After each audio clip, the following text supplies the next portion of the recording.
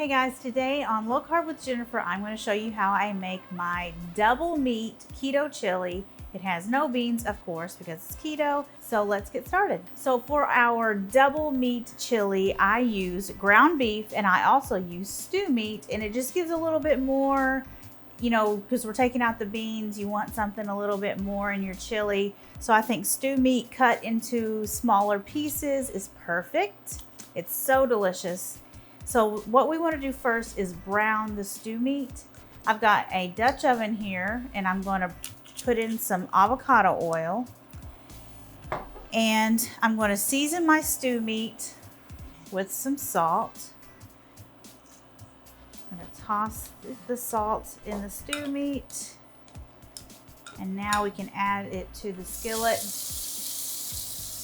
I'm going to do this in batches. And you just want to cook it until it's browned. It's not going to take very long at all. Okay, we've got our meat all browned, our stew meat. So I'm going to remove it from the pot, back into the bowl. I cleaned the bowl. Now I'm going to put the stew meat in this pot. Okay, now we're going to start cooking our onions. And I've got red bell pepper here that we diced up. We're going to cook these until they're soft.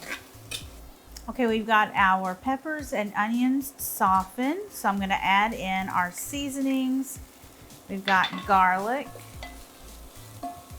We've got onion powder and garlic powder, chili powder, smoked paprika,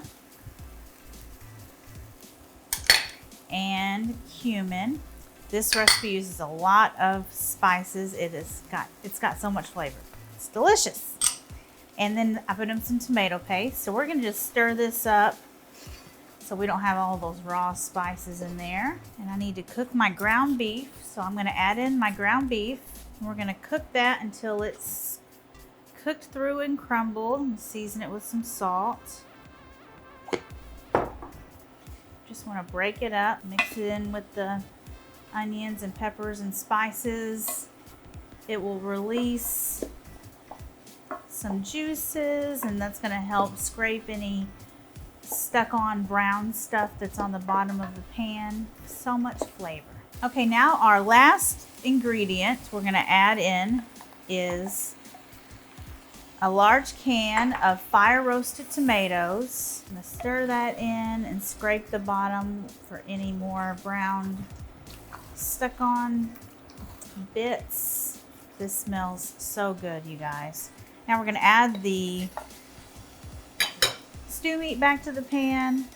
I'm gonna turn the heat down to a simmer.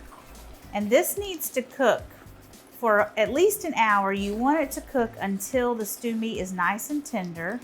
So check it after an hour. You want to keep the lid on it. So I'm going to put the lid on this and let it simmer. Guys, this chili is done, and look at this chili. And I will see you guys later. Bye.